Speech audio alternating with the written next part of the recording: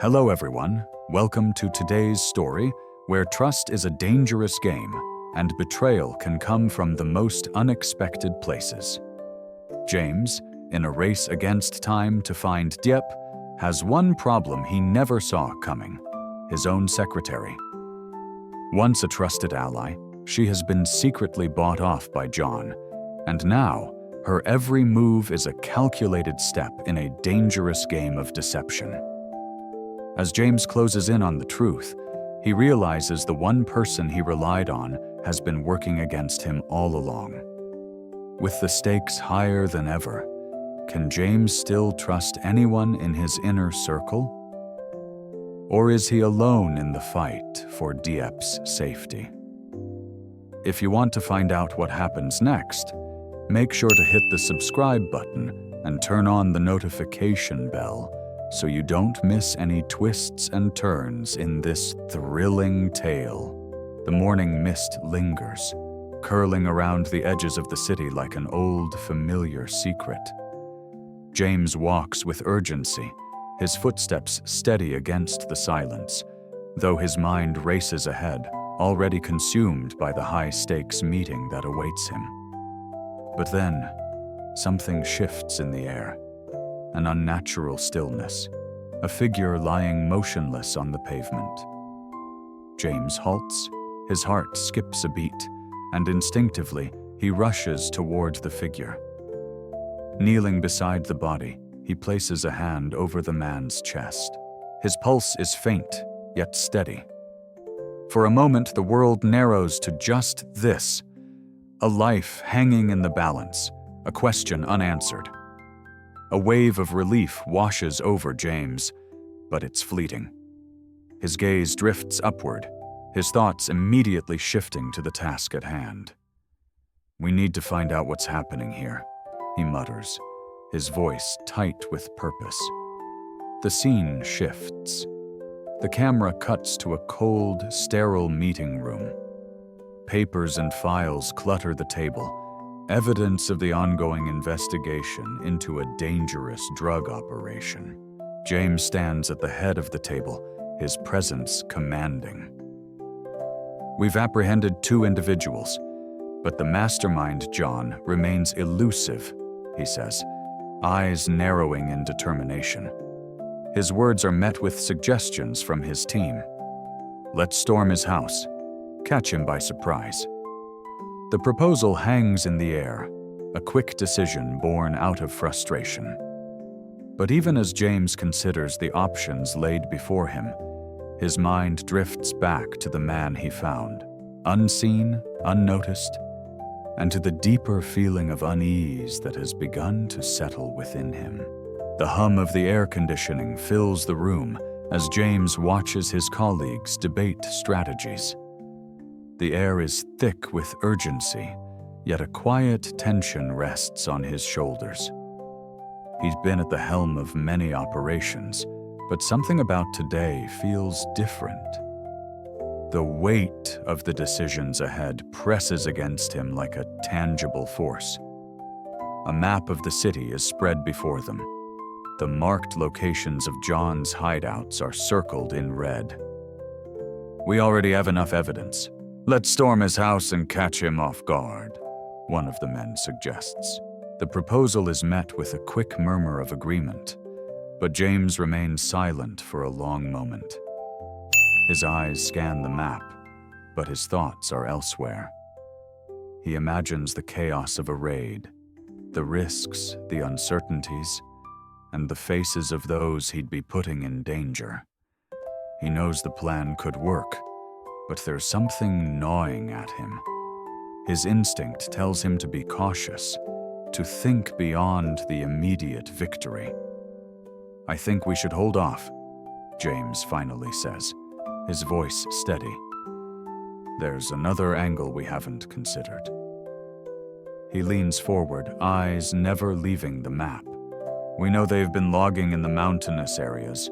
What if we intercept them there?" There's a pause. The suggestion is unconventional, but after a beat, the team begins to nod in agreement. The plan takes shape. 2 teams, split in opposite directions, one to ambush John at his house, the other to wait for him at the logging site. It's risky, but it might just be their best chance. As the meeting wraps up, James's mind flashes back to Diep, to the danger she might be in. He can't shake the feeling that time is running out. The sun sets low, casting long shadows that stretch across the forest floor, painting the trees in hues of orange and red. James walks briskly through the dense underbrush, his steps quick and heavy. His breath comes in shallow gasps, his mind racing as he processes everything that's happening around him. Diep is missing. The thought hangs over him like a storm cloud. The urgency of their mission to capture John is pushed aside as he fixates on the woman who's been his anchor in this chaotic world. Every minute that passes without a trace of her weighs on him, pushing him further into a state of relentless searching. His phone buzzes in his pocket, but he doesn't stop.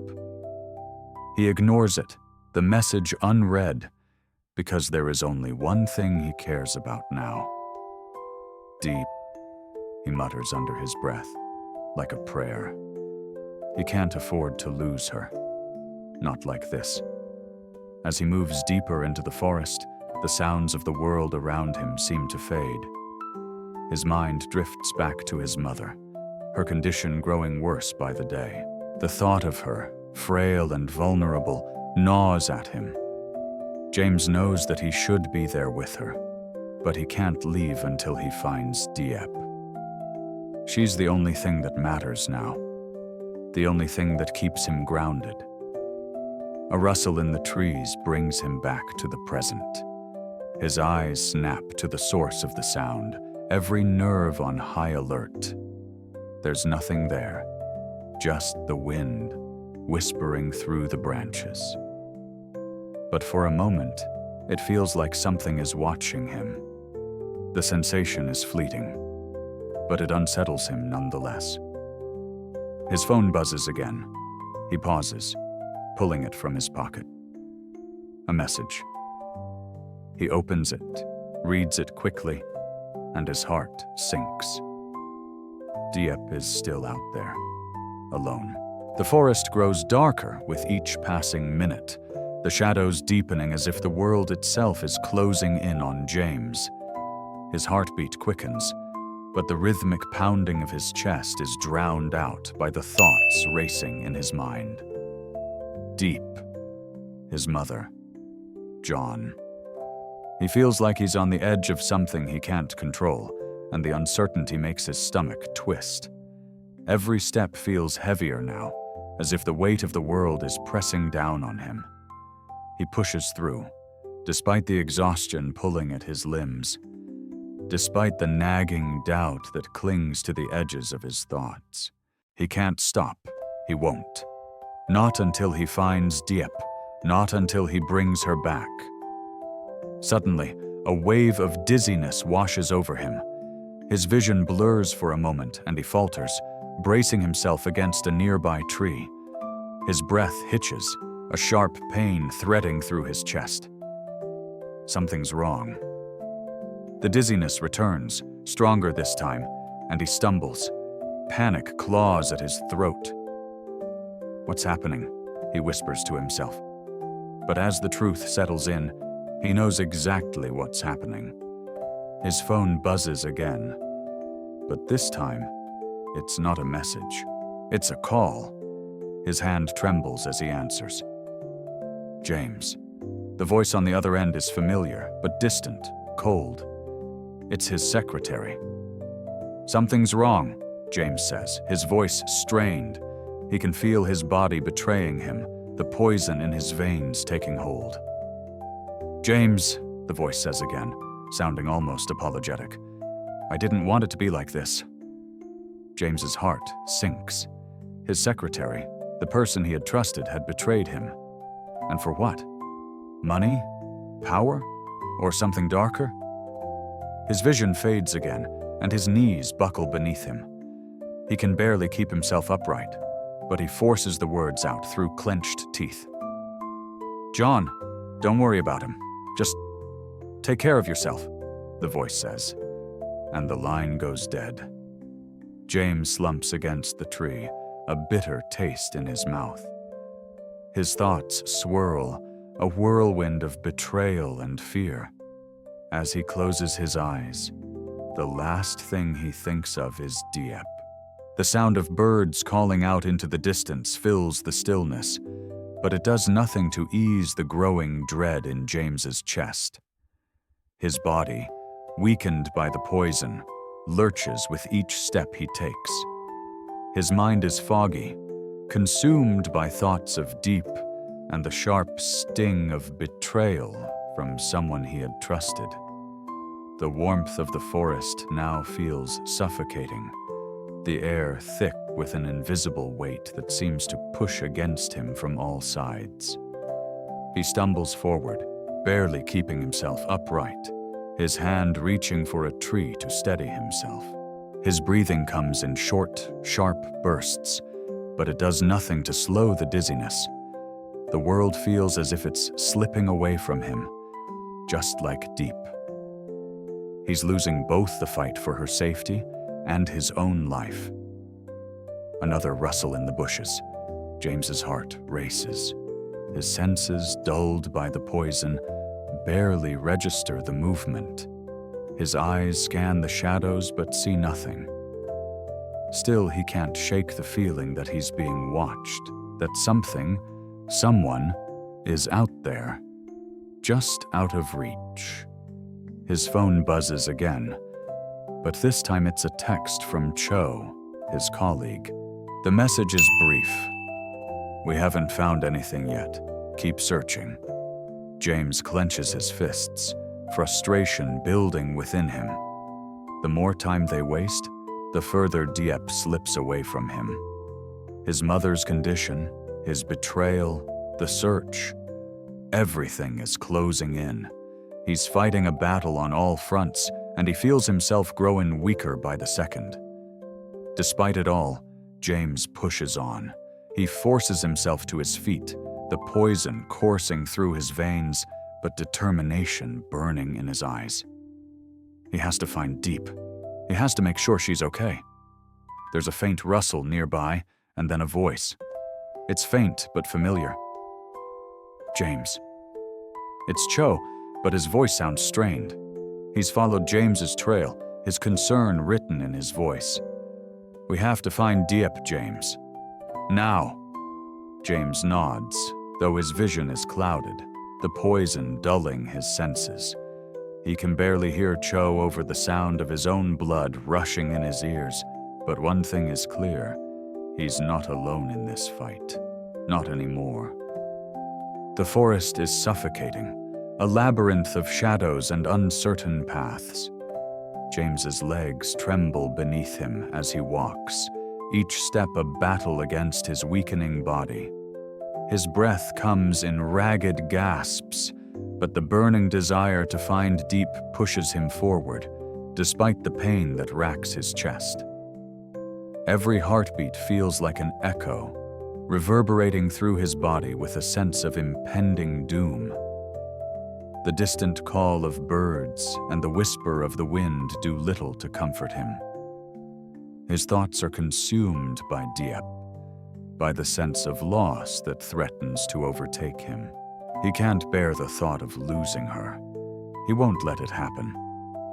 As the sun dips lower in the sky, casting long shadows that stretch like fingers across the forest floor, James's resolve only hardens. He thinks of his mother, lying weak and helpless back home, and the guilt that twists his insides. He should be with her, but Diep needs him more. She always has. The sound of footsteps behind him snaps him from his thoughts. It's Cho again, his voice filled with urgency. "James, we need to go. The team is waiting. We have to keep moving." James doesn't respond immediately. His eyes scan the darkness, and in that moment it feels as if the whole forest is holding its breath. Then, the air shifts. He hears it, a faint rustling in the underbrush, the softest whisper of a movement. A figure, barely visible, stands in the distance. His heart skips a beat. "Diep?" he calls out, his voice hoarse. A shadow flinches and then disappears, swallowed by the darkness. James's pulse quickens. Was it her? He takes a step forward, but his legs betray him. He stumbles, feeling his body finally give way to the poison, his vision blurring. His knees hit the ground with a sickening thud. "James," Cho's voice cuts through the haze, but James barely hears him. His focus is entirely on the fleeting figure, the glimpse of hope that vanished into the night. As his consciousness slips away, the last thing James thinks is, "I will find you, Diep, no matter what it takes." The world around James feels distant, as if he's floating, untethered to the earth. His body is heavy, sinking into the ground beneath him. The last strands of daylight filter through the trees, casting an ethereal glow that dances on the leaves. It's beautiful, but to James, it only deepens the sense of isolation. His breath is shallow, his chest tight, but his mind is clear in this final moment of clarity. He thinks of Diep, her face, her smile. Those memories are all he has now. The image of her eyes, full of hope, flickers in his mind, pulling him back from the edge of unconsciousness. The poison continues to course through his veins, but his resolve is unwavering. He will find her. He has to. Cho is kneeling beside him, trying desperately to rouse him, but James can barely register his voice. "James, stay with me. We need to get you help." But James can't answer. His mind drifts back to his mother, to the promise he made to her that he would protect Diep. "I promised." The thought lingers in his mind, almost like a whisper, and for a moment he feels a strange peace, as if he's already fulfilled his duty, even if he hasn't found her yet. Suddenly, a flash of movement. A figure emerges from the shadows. It's Diep, or at least it looks like her. For a fleeting second, James's heart leaps in his chest, but she vanishes as quickly as she appeared, lost to the darkness once again. "Diep," James whispers, barely able to push the words past his lips. He tries to stand, but his body refuses to obey. His vision dims, the edges of the world curling into darkness. But as his eyes close, the last thing he hears is Cho's voice, filled with desperation. "I won't let you go, James. Not like this." And in the quiet of the forest, a final promise hangs in the air, a vow that echoes through the trees.